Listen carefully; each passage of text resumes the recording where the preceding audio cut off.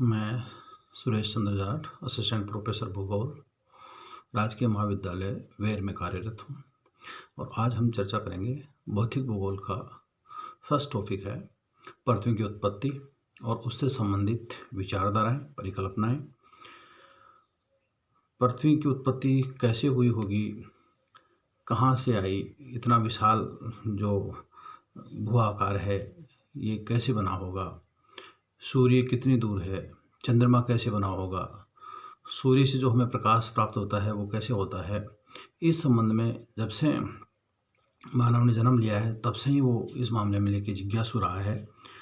और पुराने समय में कुछ हद तक धार्मिक अवधारणाओं के आधार पे या धार्मिक जो आडंबर थे उनके आधार पे उन्होंने मान लिया कि शायद ये हमें भगवान ने एज ए गिफ्ट किया है। लेकिन जैसे जैसे मानव की विचार शक्ति बढ़ती गई और विज्ञान संबद्धता बढ़ती गई तो उसके साथ साथ ही ये विचार उत्पन्न होने लगे कि कहीं ना कहीं ये पृथ्वी कोई वैज्ञानिक परिघटनाओं का या जो फेनोमेनाज है उनका कोई प्रत्युत्तर है, शायद इसी प्रकार से ये बनी होगी। लेकिन उसमें भी कि ये किस प्रकार से बनी होगी, तो सबसे पहला जो प्रयास किया वो किया इमैनुअल कांट ने, जो एक जर्मन के दार्शनिक थे। उन्होंने अपने विचार 1755 में दिए। उससे पहले मैं एक बात और कर लूँ कि जब ये विचारधाराएं आई कि पृथ्वी कैसे बनी होगी और ये पृथ्वी किस आकार की होगी, अंडाकार है या गोलाकार है या किस प्रकार से है, या फिर पृथ्वी सूर्य के चारों ओर चक्कर लगा रही है या सूर्य पृथ्वी के चारों ओर चक्कर लगा रहा है, या फिर सूर्य इतना विशाल है, इसमें इतनी जो ऊर्जा आ रही है वो कहाँ से आ रही है। इन सब बातों से ये तो बात थी कि कहीं ना कहीं ये वैज्ञानिक जो घटनाएं हैं उन्हीं का परिणाम है। पृथ्वी और ब्रह्मांड की उत्पत्ति कैसे हुई, हम दोनों को एक साथ लेकर चलेंगे, क्योंकि जहाँ पर ब्रह्मांड की उत्पत्ति होती है उसके साथ ही पृथ्वी की उत्पत्ति होती है। और पृथ्वी की उत्पत्ति की जो विचारधाराएं हैं वही ब्रह्मांड की उत्पत्ति से संबंधित विचारधाराएं हैं। तो पृथ्वी की उत्पत्ति कैसे हुई इस संबंध में दो विचारधाराएं हैं।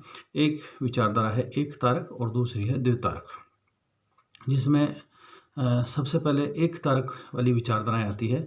और उसके बाद में ये लगता है कि एक तारक यानी कि एक तारक से यहाँ पर मतलब है कि सभी जो सूर्य और सारे जो ग्रह और उपग्रह बने हैं वो किसी एक ही तारक से या एक ही पदार्थ से या एक ही निमित्त से वो सारे के सारे बने हैं। लेकिन ये विचार आगे चल के जहाँ पर ये बात सिद्ध होती है कि सूर्य किसी अलग मटेरियल से बने हुए हैं और जो ग्रह और उपग्रह हैं वो शायद कोई दूसरे मटेरियल या दूसरे जो पदार्थ हैं उनसे बने हुए हैं। इस आधार पर ये बात रखी गई कि एक तारक से नहीं बल्कि ये कहीं ना कहीं द्वितारक या द्विध जो विचारधारा है उससे शायद ये निर्मित हुए हैं। तो सबसे पहला जो प्रयास किया गया वो इमैनुअल कांट ने किया, जो 1755 में किया। ये एक दार्शनिक थे और इन्होंने कहा कि शुरू में ऐसे आद्य पदार्थ होता है, धीरे धीरे वो इकट्ठा होता है और इकट्ठा होने से उसमें ग्रेविटी गुरुत्वाकर्षण बल उत्पन्न होता है और वो विशाल आकार लेते चले जाते हैं और एक के बाद एक क्रमशः वो बनते चले जाते हैं। ये एक तरह से देखें तो विज्ञान एक तरह से पहली विचारधारा थी जो धर्म से परे होके और एक वैज्ञानिक विचारधारा थी या एक वैज्ञानिक परिकल्पना जिसको कह सकते हैं वो थी।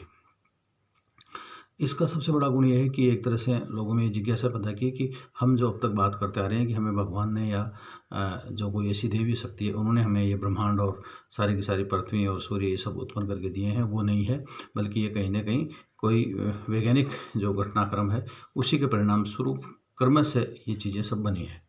ये एक सबसे बड़ा इसका गुण है कि ये चीज़ सबसे पहले निकल के आई। दूसरी चीज़ वो ये नहीं बता पाए कि ये आद्य पदार्थ कहाँ से आया और छोटे छोटे कण आपस में जुड़ के और किस प्रकार से इतने विशालतम जो ग्रह हैं वो कैसे बन गए।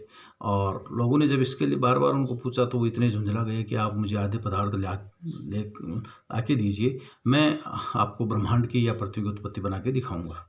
तो वो एज अपने आप में एक दार्शनिक थे, लेकिन फिर भी उन्होंने कहीं ना कहीं विज्ञान सम्मत जो विचारों की एक नींव या फिर एक बीजारोपण किया, ये सबसे महत्वपूर्ण है। उसके बाद में दूसरी विचारधारा आती है, वो आती है फ्रांस के जो विद्वान थे लाप्लास, उन्होंने दी, और उनकी जो परिकल्पना है वो है निहारिका परिकल्पना। इन्होंने भी कांट की विचारधारा को ही आगे बढ़ाया और यहाँ पर बताया कि जो आधे पदार्थ थे वो धीरे धीरे एक जगह इकट्ठे हुए और फिर वो घूमने लग गए, और वो काफ़ी, जितना आज हमारा सौरमंडल है इतना विशाल आकार उनका हो गया, और आपस में घूमते हुए वो, क्योंकि पहले वो ज्वलनशील होते हैं, गर्म होते हैं, धीरे धीरे ठंडे होते हैं, और ठंडे होने से उनमें अंदर गर्मी बनी रहती है, लेकिन बाहरी आवरण में वो ठंडे होते हैं। और इस दौरान उन्होंने अपने कई विचारों से इस चीज़ को सिद्ध करने की कोशिश की कि अंदर गर्मी है, बाहर ठंड है, तो इस हिसाब से उसमें सल्खें निकलने लगी, यानी छल्ले निकलने लग गए उनमें, और एक एक करके वो छल्ले बाहर निकलते गए, और वही फिर वापस संगठित हो गए और ग्रह बने, और इस प्रकार से 9 छल्ले निकले। ये लाप्लास की निहारिका परिकल्पना है, जो उन्होंने एक्सपोजिशन ऑफ द अर्थ नामक जो अपने 1796 में किताब लिखी, उसमें उन्होंने अपनी ये विचारधारा दी, अपनी यह परिकल्पना दी। और ये एक तरह से इतनी तार्किक रूप से उन्होंने बताया कि जो लास्ट में जो भाग बच गया वो सूर्य है, और आने वाले समय में शायद ये भी धीरे धीरे ठंडा हो जाएगा, और या फिर हो सकता है कि इसमें से और कोई छल्ला निकल के और कोई ग्रह का निर्माण हो सकता है। लेकिन ये विचारधारा इतनी, लाप्लास ने इतनी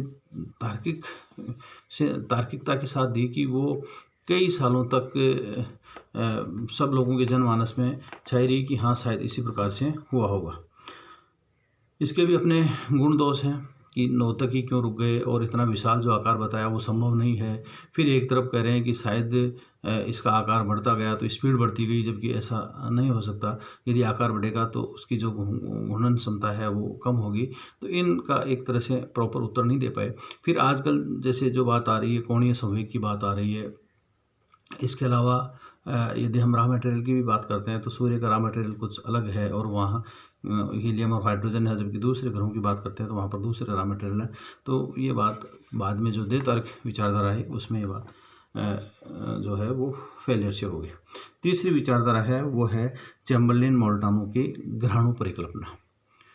ये रूस, तत्कालीन USSR जो था वहाँ के विद्वान थे, और इन्होंने भी एक तरह से एक निहारिका नहीं मानी, बल्कि जो लाप्लास की विचारधारा थी उसी को आगे बढ़ाया, और इन्होंने कई सारी निहारिकाएं जो है ब्रह्मांड में उत्पन्न होना बताया, और वो अलग अलग जो आद्य पदार्थ या जिनको हम एक तरह से डस्ट पार्टिकल्स बोल सकते हैं, वो सारे कहीं ना कहीं इकट्ठे हो गए और झुंड के रूप में, और धीरे धीरे अपनी निहारिकाएँ बनाते चले गए और वो घूमने लगे, और इस प्रकार से एक तरह से इन ग्रहों का निर्माण हुआ। लेकिन ये विचारधारा भी इतनी ज़्यादा सटीक नहीं रह पाई जितनी होनी चाहिए थी, और इसमें भी बहुत सी जो खामियां थी वो रही। इसके बाद में अगली विचारधारा है जेम्स जीन्स और जेफरी की जवारी परिकल्पना। ये विचारधारा अब थोड़ी निहारिका परिकल्पना से हटकर थी, और इन्होंने ये मूलतः सबसे पहले जेम्स जीन्स ने अपनी विचारधारा दी, और उसमें फिर थोड़ा सा जो संशोधन किया वो जेफ्रेज महोदय ने किया। और इनकी जो परिकल्पना है वो जवार पर आधारित परिकल्पना थी।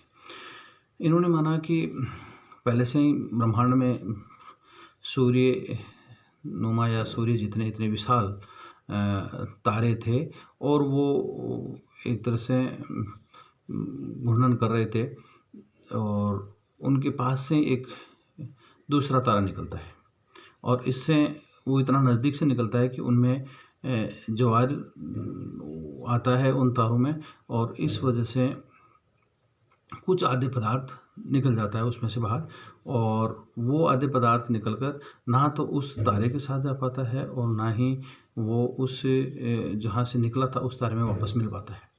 और इस वजह से जो आधे पदार्थ निकलता है वो थोड़ा सा खिंच के लंबा हो जाता है, और उसमें गांठें पड़ जाती है, और शायद वही कालांतर में एक तरह से ग्रह बनते हैं, और जो सूर्य बचा हुआ जिसमें से रह गया, वो जो तारा रह गया वो सूर्य बनता है।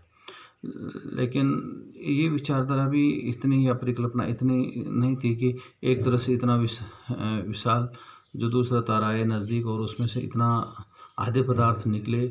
उसके लिए बहुत ज़्यादा गुरुत्वाकर्षण बल की आवश्यकता पड़ती है, और वो इतना नज़दीक हो कि फिर वो या तो उसी में समा जाएगा या फिर जो निकलेगा वो इतना छिटक के इतना बिखर जाएगा कि उसको वापस संगठित होना इतना आसान नहीं होगा, जैसा कि जेम्स ने बताया। लेकिन फिर भी ये विचारधारा भी अपने आप में एक अलग विचार देने वाली परिकल्पना थी। और इस विचारधारा ने जो है वो एक, जैसे इनको शिगारनुमा इसमें बताया कि वो बीच वाले जो ग्रह हैं वो काफ़ी बड़े हैं और दोनों किनारों वाले ग्रह हैं वो काफ़ी छोटे हैं। और काफ़ी हद तक अपनी तार्किकता के आधार पर ये बात समझाने का प्रयास किया कि शायद इस प्रकार से इन ग्रहों और जो सूर्य है इनका निर्माण हुआ होगा। इसके बाद में और बहुत सी विचारधाराएं आती है, जैसे रसेल लेटन की है दैतारिक परिकल्पना। इसके अलावा विचारधारा है आफेन की विद्युत चुंबकीय जो एक आवेश के आधार पर जो विचारधारा है वो है।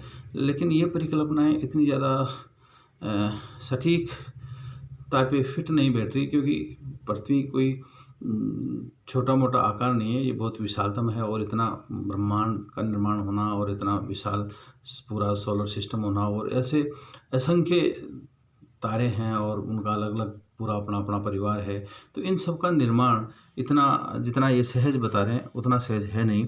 और इन सब में कई सारी आलोचनाएं वो निकलती रही। लेकिन ओवरऑल ये सब परिकल्पनाएं हैं। परिकल्पना और सिद्धांत में अंतर होता है कि परिकल्पना में केवल और केवल एक आकलन किया जाता है कि शायद ऐसा ऐसा हुआ होगा। सिद्धांत में ये होता है कि जब हम किसी चीज़ को बिल्कुल कसौटी पे खरा उतर लेते हैं कि हाँ ये है, जैसे गुरुत्वाकर्षण का सिद्धांत है कि हम यदि 10 लाख बार भी किसी चीज़ को ऊपर फेंकेंगे तो वो नीचे ही आएगी। एक बार भी यदि वो इधर उधर या ऊपर की तरफ चली जाएगी तो वो वहाँ पर सिद्धांत नहीं होगा। तो यहाँ पर भी पृथ्वी उत्पत्ति संबंधी अब तक केवल और केवल परिकल्पनाएं हैं, सिद्धांत नहीं है। शायद ऐसा माना गया है कि शायद इसी प्रकार से हुआ होगा। इसी संबंध में जैसे फिर एक विचारधारा और आती है ऑटो स्मिट की, जो अंतरतालक जो धूली परिकल्पना है, जो डस्ट हाइपोथेसिस है, वो आती है। और इसमें भी यही माना गया है कि ये जो आद्य पदार्थ था या डस्ट पार्टिकल्स थे वो शायद आपस में टकराते हैं और उनमें एक बवंडर सा उड़ता है और शायद उसमें ऊर्जा का संचार होता है। वहीं पर उसमें गुरुत्वाकर्षण शक्ति का पैदा होना होता है और इससे सारे संगठित होकर चारों तरफ वहीं घूमने लगते हैं और फिर धीरे धीरे ठंडे होते हैं और इससे गर्म का निर्माण होता है। लेकिन ये विचारधारा भी इतनी ज़्यादा जो परिकल्पना थी ये भी इतनी सटीकता के निकट नहीं है, पूरे उत्तर दे नहीं पाते हैं, क्योंकि हम कोणीय संवेग की बात करते हैं और मास की या द्रव्यमान की बात करते हैं। तो यदि हम केवल और केवल सौर परिवार की बात करें, वैसे ऐसे सौर परिवार पूरे ब्रह्मांड में बहुत से हैं, लेकिन फिर भी केवल और केवल हम एक सौर परिवार की बात करें तो जो कोणीय संवेग है वो 98% जो है वो ग्रहों में है, जबकि केवल और केवल सूर्य में जो है वो करीब करीब 2% है। यदि हम इसका द्रव्यमान की बात करें या मास की बात करें तो ये जस्ट उल्टा है, जो एक तरह से कहीं ना कहीं हम ये चीज़ बताएं कि शायद इस प्रकार से एक ही उन चीज़ों से हुई होगी तो वो चीज़ वहाँ पर सटीक नहीं बैठ पाती है। इसके अलावा नौवा परिकल्पना है हॉयल की, वो भी ज़्यादा ठीक नहीं है। इसके बाद में जो विचारधारा आती है वो आती है बिग बैंग थ्योरी, जो त्रिमैन और इन्होंने जो दी है, बिग बैंग सिद्धांत दिया है और जिसको हम स्फीति सिद्धांत भी बोलते हैं।